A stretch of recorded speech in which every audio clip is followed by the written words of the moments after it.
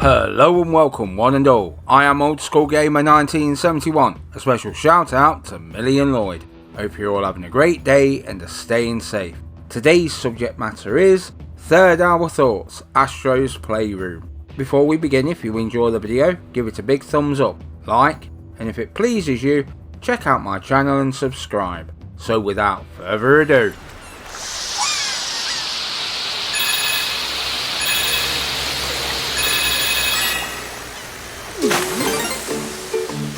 Astro's Playroom is a 3D platform game developed by Team Asobi that released for the PlayStation 5 in 2020. I know, shock horror right, this was going to be Miles Morales, and I will get round to that at some point.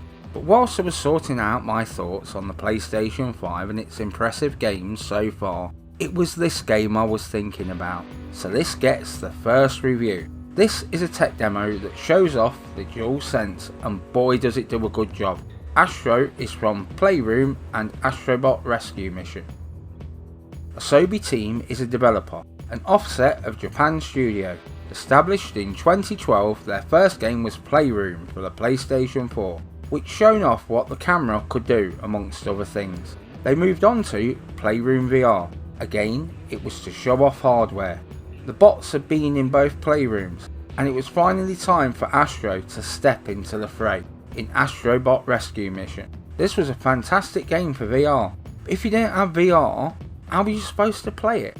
And finally, Astro's Playroom. Founder of Asobi Team, Nicholas Doucet, a former member of London Studio and Sapphire, was promoted to Japan Studio President in 2020. Plots, goals and everything else is inconsequential when it comes down to a game like this. After you've gone through the main game, looking out to all the nods to games from the past, I like Kratos in the small boat, you will then be left with the world rankings in the speedruns. Now do not fret, one and all, they are small little areas designed specifically for speedruns, and by God is this fun. Shaving milliseconds off your time to see if you've beaten your friend or not, or maybe you've been knocked out of the top 10. Either way, it will be rinse and repeat until you get your ranking to where it should be. I feel whilst not totally new, I do feel like it has not been done before in this way, not on a console game, in a game such as this. So is this Astro's Playroom, or is it Gastro's Bathroom? Okay, let's try something a little different here. And I could go on about the controls, which are rather good and responsive to boot. Or maybe the combat. Again works well and certainly is fun to either punch them or jetpack over them. But instead I will mention about when you fall off the edge. You feel Astro slip, or how the haptics have you feeling the slightest touch, or a big slam. But it's the gameplay. It makes me think back to playing platformers of the past. No, this is not a very long game, but being a tech demo, it does really show some pretty nifty new ideas that maybe a big time platformer would not have risked. Also, you find old PlayStation memorabilia, consoles, controllers and other peripherals. This is a nice touch and they are very well rendered. This certainly brought a smile to my old face. Right, let's start off with the world. This is one bright and colourful world, which when it comes to platformers is one box definitely ticked. The fact that you have a varied looking world makes this never feel boring. It's nice to see effort being put into a title such as this. I like the water effect, and certainly the Rubber Ducks took me back to another tech demo / game, Super Rubber Dub. For me, this game has style and certainly would turn a few heads whilst on show. I get that for some, they could never get over the fact that this is a platformer. But give it a go and you will see what the DualSense and PlayStation 5 can do. I know it seems like I'm blowing this game out of all proportion, but this game got a review before Demon's Souls, Miles Morales, Call of Duty Cold War and Assassin's Creed Valhalla.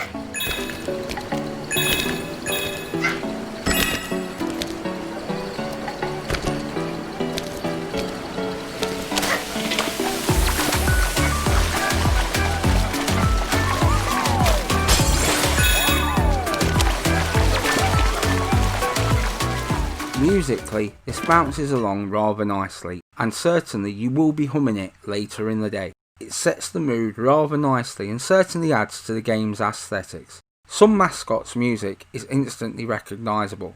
This is not right now, but I do hope it will be one day. The sound and music work hand in hand to set the mood. If it was irritating, or worse still, a non-entity, it would be so bad. Here, happily, they do a good job and make this game memorable. All this is good, and then you put on the headphones and everything changes. For the better. The last time Sony improved the sound capabilities was way back in the PlayStation 3 era. This again is a big plus for the PlayStation 5.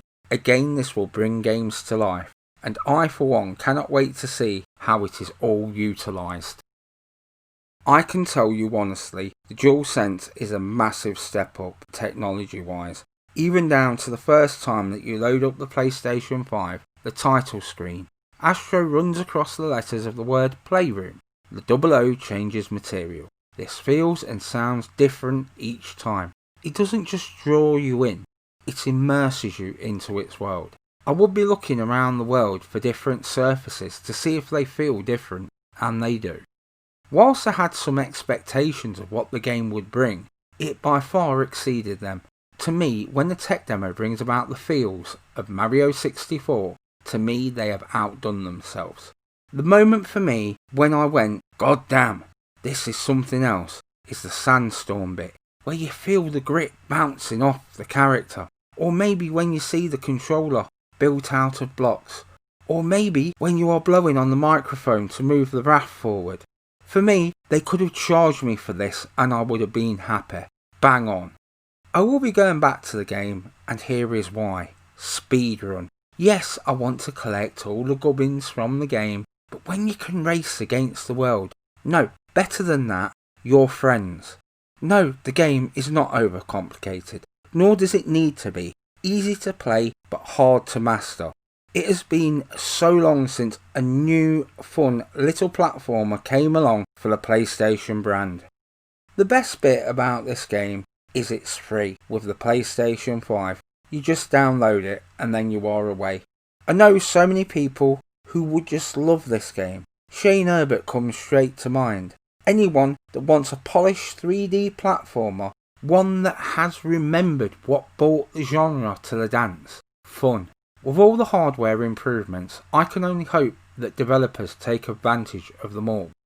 And so Astro's Playroom, this most definitely is, and scores itself a solid 9.4 out of 10.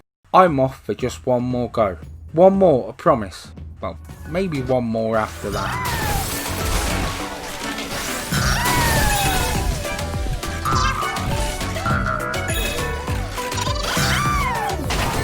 And it's done. If you found this video interesting or have any suggestions, please comment down below. It will put a big old smile on this old face. Let's get the conversation started. I will answer you all. I post new content every week. Have a great day one and all, and thank you for your support. This has been Old School Gamer 1971, signing off.